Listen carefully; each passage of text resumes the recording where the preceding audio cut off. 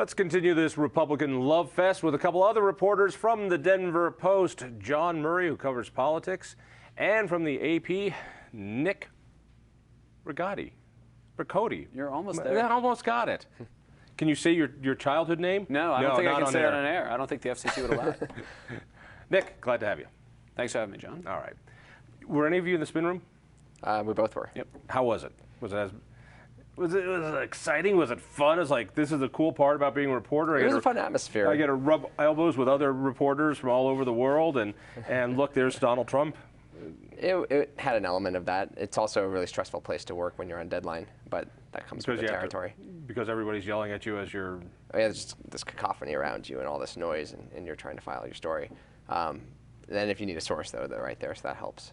But what does the spin room get you that being in my living room doesn't get you? I mean, is it that people walk by, or is it just that there's more of a collaborative air among reporters? It gets you access. The only reason to have somebody covering the debate from the media area / spin room as opposed to from their couch or their office television is that you can walk up and get post-debate reaction from people who normally you wouldn't be able to get on the phone or get to return text. You guys land any? I mean, you could get Trump or Carson, but they weren't really the story of the night. So a bunch of us were able to gather around Marco Rubio's campaign manager, Terry Sullivan, who very rarely speaks on the record, and spoke at length about how Marco did. And then right behind him came out the Bush entourage. You were able to turn around and get Danny Diaz, the campaign manager for Jeb, to talk about what happened to Jeb and what the future was. And it would take hours of phone calling and emailing and text messaging and pleading to get a little bit from each of them in the course of a day. So it was cool. I don't know if I would use that adjective, but there's a reason we were there. Would you rather go to that or a Star Trek convention? Is the dentist an option? Okay. So let me ask you, from your point of view, who won? I mean, was there a surprise? There wasn't a knockout. I mean, yeah, I didn't see a knockout. Who improved? There's a few folks who had a strong night, and I think the big surprise was that neither Trump nor Carson were one of those. They both didn't get a whole ton of time. Trump was silent for 28 minutes in the early part of the debate. Yeah, but that can get him votes.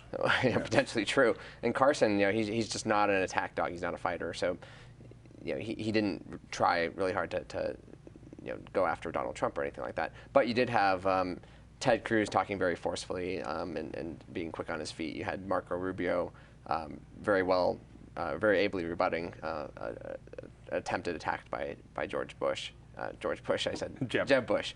And you guys are all interchangeable. Yeah, and Carly Fiorina had a few strong points. She didn't do nearly as well as she did in her first big table debate like she did last month. But yeah, you had a few folks like that who did surprisingly well. Chris Christie was very emphatic and effectively communicated in the last half of the debate. Yeah, let me ask you the Trump question. A lot of people were hoping and thought he would flame out early. Some still think now he's still going to flame out. Others think there's a possibility he could actually win the nomination, which is terrifying. And then there's what I think he's going to get smothered out slowly. That the more he tries to look presidential, the more he loses his populism. That's basically what happened last night. I mean, look at, Trump was quiet. He didn't really attack anyone except swat at Kasich a little bit, and swatting at Kasich is kind of like swatting at the little kid on the corner. He ran away from his own immigration platform. I mean, the thing that kind of propelled him to prominence, right? So they asked him this provocative question about, you think Mark Zuckerberg has bought Marco Rubio and others to support this immigration, proposal that you say screws American workers? And, Trump immediately said, I never said that. I never said anything like that. That's not right. I mean, that's on his website. He backed away from it. He never said it wasn't on his website. He did say he never said it. He said, I never said he it. never said it, right. Maybe an intern wrote the website. Depends on what your definition of is. That's very Clinton-esque. We should see, that makes him presidential. But I think this goes right to your point. I mean, he is kind of slowly, in the course of these debates, the first debate was electric. He completely dominated the stage, and, his numbers went up and stayed, or stayed as high as they have. But ever since then, he's been less and less of a presence. He's been less willing to go on the attack, and you've seen his support soften. So I think you're right. I think probably death of 1,000 cuts over time.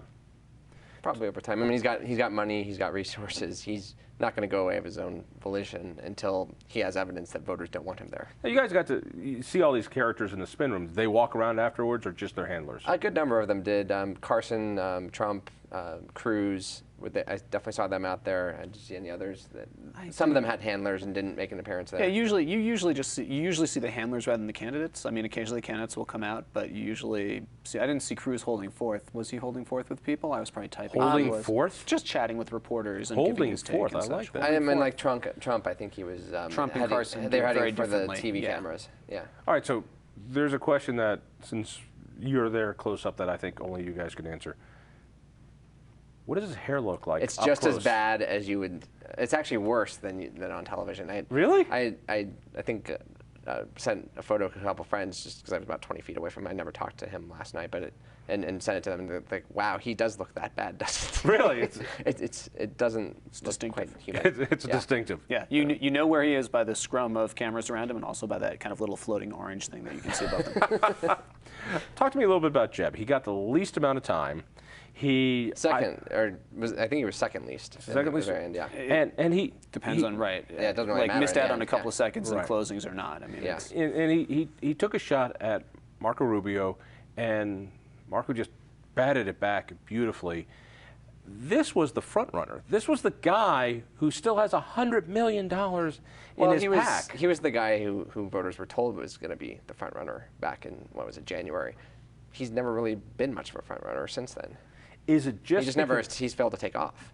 Is it just because of his last name? This is a guy who did an amazing thing in Florida. He did lots of incredible education reform, and out of all the Bushes, he's probably the one that actually understands policy the most.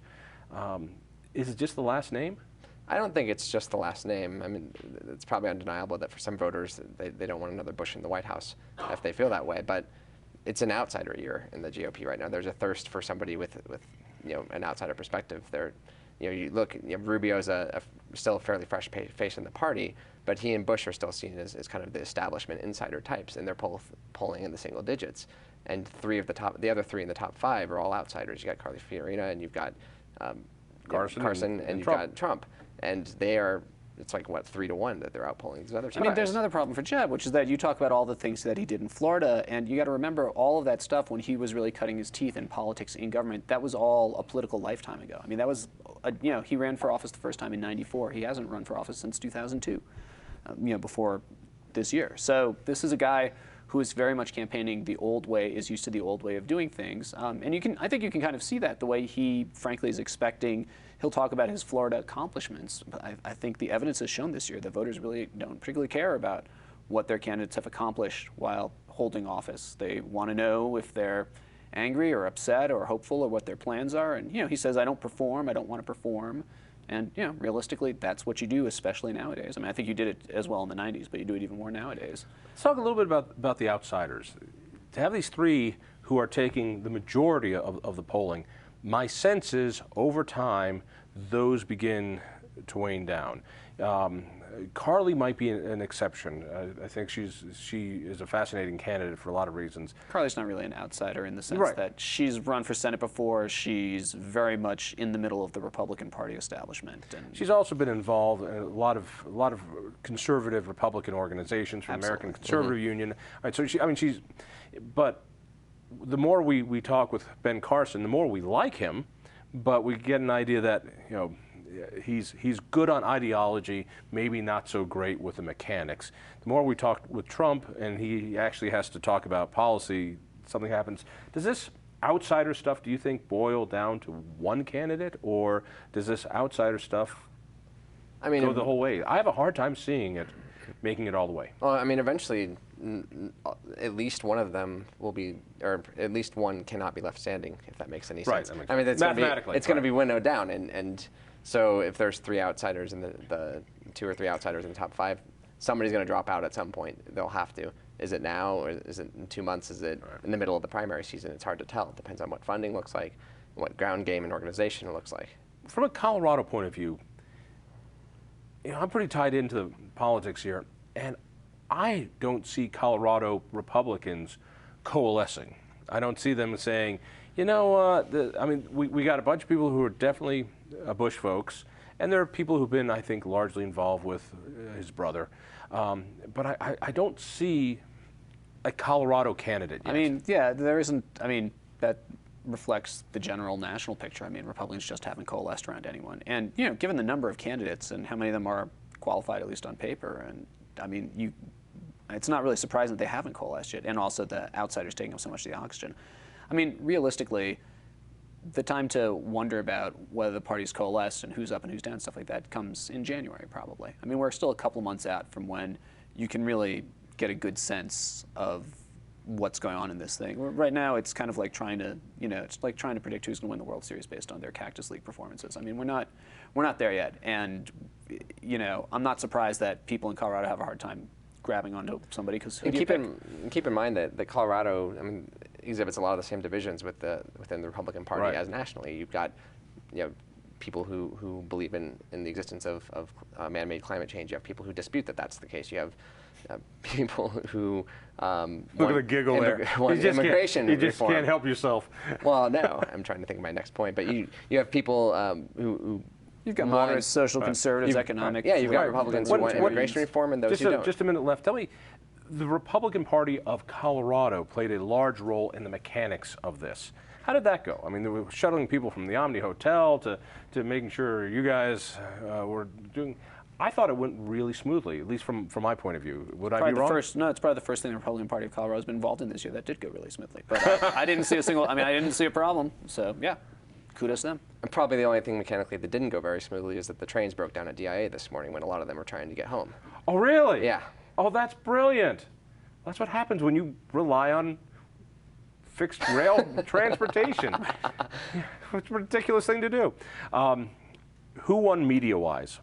Did any Rubio. I mean, Rubio is the clear winner media-wise. I think Cruz did pretty well, and I think Carson actually did pretty well given kind of his appeal. But, I mean, there's no question Rubio's the winner in the next day stories, and his campaign is the one you watch. I would agree with that. Like I said, there's not a huge winner, but Rubio came out very strong. John, Nick, thank you very much. Thank you. Listen for me on KHOW Radio. Tell a friend about the Independence Institute, and we'll see you next week.